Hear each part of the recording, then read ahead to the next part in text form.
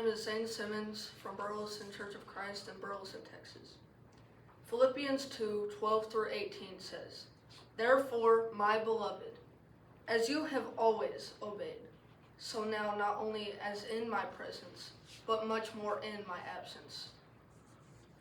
Work out your own salvation with fear and trembling. For it is God who works in you, both to will and to work for his good pleasure. Do all things without grumbling or disputing, that you may be blameless and innocent children of God, without blemish in the midst of a crooked and twisted generation, among whom you shine as lights in the world, holding fast to the word of life, so that in the day of Christ I may be proud that I did not run in vain or labor in vain.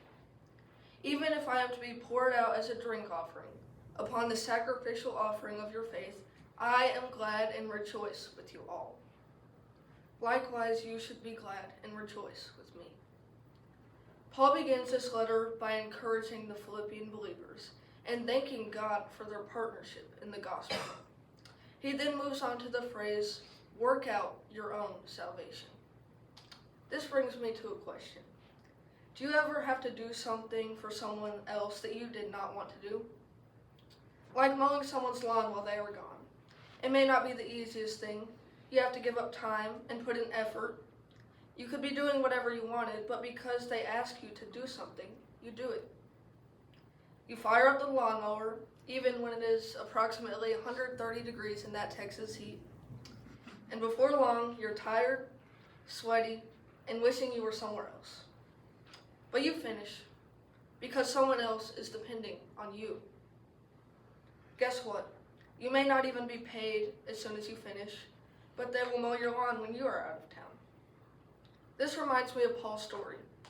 Paul was imprisoned, and he knew his life could soon come to an end.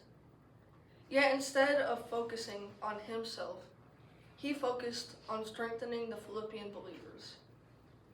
He didn't put his wants in front of their needs. Kind of like my illustration, you may not want to do something, but it is what you are asked to do.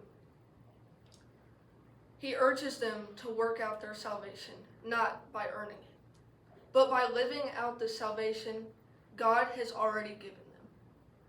As they obey Christ, they become lights in the world. He wants them to proclaim the gospel so that others may come to know Christ.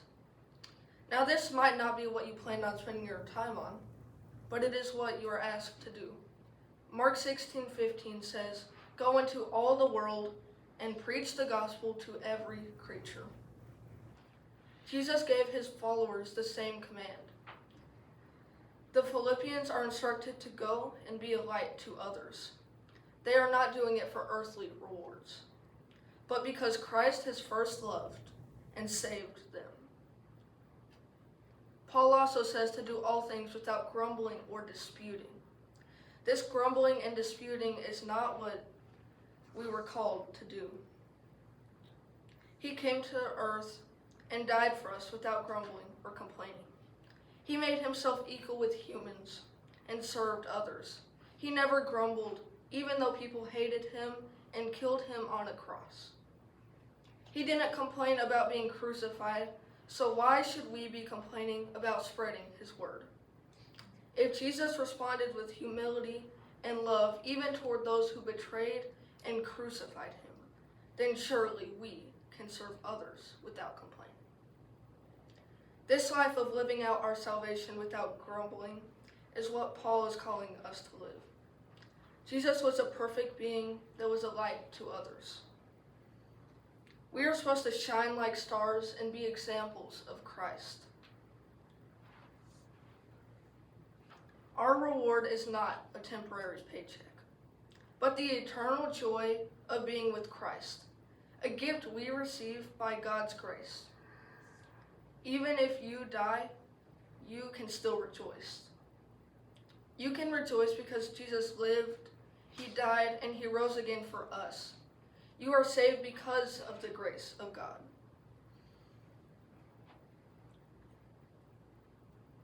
We don't serve to earn salvation.